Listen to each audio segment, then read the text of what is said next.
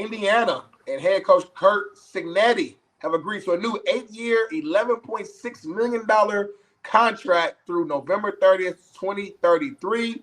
This is removing any conversations that people were having or rumors that, schools might try to poach, Cignetti. He said last year that he wanted to stay with Indiana and plan on being for a while. And I think that this just solidified it. Just want to kind of get both you guys' reaction to this deal. I mean, I like it because I think Cignetti's a fit for Bloomington. Mm-hmm. I mean, he came from where James Madison was where he was before this. Yeah. So, like, if you're not caught up on trying to be a celebrity, big-time, high-profile coach, then when you find a place where your family's happy, where your personality, your temperament fits that city, that university, that organization, and they offer you this kind of transcendent money, why leave? Right. And Indiana has realistic expectations. I mean, if you win 10 games a year there and you're competing for a Big Ten championship, even if you don't win it, they cool with that. You go somewhere like Penn State, I'm gonna just put a warning sign out there for anybody that's thinking about a couple of these jobs. What could you do at Penn State outside of win a national title that will usurp what James Franklin did?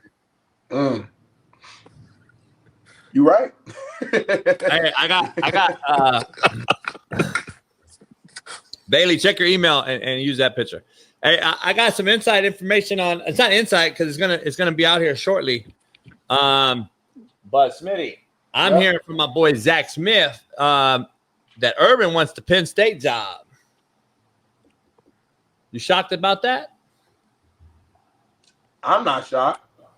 I think Urban wants to end. He wants one more run at coaching, I think, and I think he wants to do it in this era of the NIL era, where coaching a organization, a team, a school where they actually invest in the football team, and he has the bag. And I think his coaching, if he don't coach again, his coaching career ended on a bad foot, obviously with Jags and how all that happened there. I don't think he wants his coaching career to just end in the manner in which it did. So I'm not surprised. I think it makes sense. I think, if you're going to make the move, to Shaun's point a few minutes ago, and move on from James Franklin, it has to be a big-time name, big-time guy like the Urban, like the Saban, and like somebody like that. So that's my 11 per year, JB. 11 per year, not 11 total. He's getting $93 million extension is what he just signed to State Indiana. Can I ask a question, JB? Yeah. Why is Urban Meyer even a consideration for a prominent head coaching job? Or is this just Urban using his connects in the sports media to try and become an option? Let's peel back something. Urban was awful in Jacksonville in every way.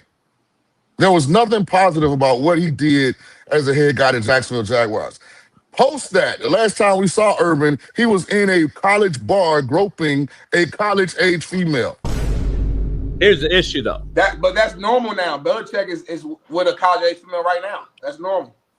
Is this a ploy, though, to possibly make Cignetti sign a deal to stay at Indiana? Unless their name's in the hat, Smitty, listen to this macro take, is easier for me to get one of my guys the job somewhere else, isn't it?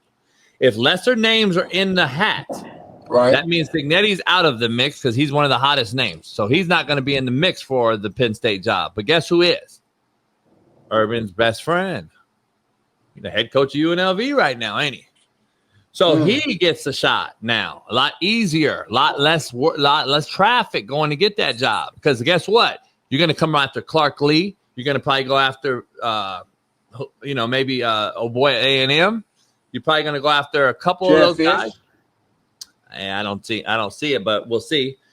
And then you got a guy at UNLV who's an Urban guy who's now saying, you know what? This is the fit for Penn State.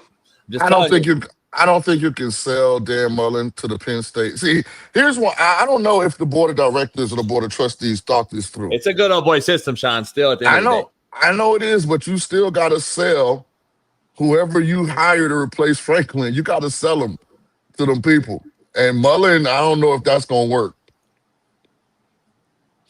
I mean, he was solid at Mississippi State. He was very inconsistent at Florida. he inherited probably the best non-power forward program on the West Coast in UNLV, and he picked up where what's his name? It's at Purdue Odom. now. Yeah, Yeah, that's why I'm not. That's why I'm not sold.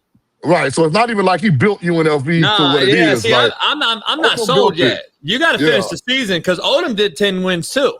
Yeah. See what I'm saying? And like to me, this ain't nothing. Odom built this already. But in the era where we're in NIL era and the transfer portal is crazy, like each year is just an entity. So I think we still got to give him a little bit of credit. No, I'm not saying he can't coach. I'm not saying he's not good. I know. Y'all keep saying he just took on where Barry. But for him to be a name, was identical. Like he still But if you look at if you follow the path of these guys, what is Odom doing right now at Purdue? Struggling. See, it's big fish eat little fish, dog. Sometimes it's good to be the big fish in the small pond, Shaun. You and I know this. That's why Mark Few never left Gonzaga in hoops. He had a chance to go to UCLA. He had a chance to go to Duke. He had a chance to go to these places. He said, nah, it's too much for me. I'm going to stay right here, big fish in the small pond. So when you go to that big pond, homie, you're just a small fish again. And Barry Odom's figuring that out right now. Wyoming, he was pretty good. OC at Missouri for a long time. Did a good job as being a coordinator. Got himself jobs. Goes to UNLV, big fish, small pond, does well. But that's what I was saying. That's what I was saying about Cignetti. Yeah, But his temperament, his personality, I think fits Bloomington. West, a Kirby Smart, a Nick Saban, man, them box office personalities. They never gonna stay at Michigan State or a coordinator somewhere. Like they gotta be at the top of the top. Just that's who they are. But if you're looking for longevity, and listen, to me, the number one consideration when you're deciding if you're going to take a job, outside of if you've gotten paid or not. Sometimes if you haven't gotten that big bag, you can't turn the big bag down.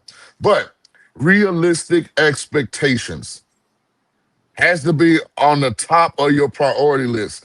It don't matter. We can build new infrastructure.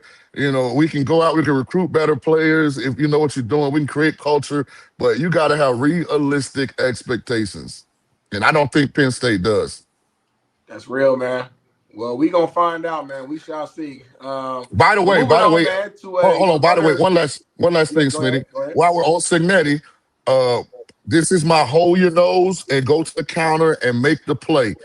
Take Michigan State plus the 28 against Indiana. Indiana's coming off of beating a road win at Oregon. Cignetti just got this big deal. If there's ever a time where I think they're not all the way full throttle, I think it's this game. And Jonathan Smith is getting a lot of pressure on his side, so I think he'll have his guys ready to play. In no way, shape, form, or fashion can Michigan State win, but I do think they can cover the plus 28 versus Indiana.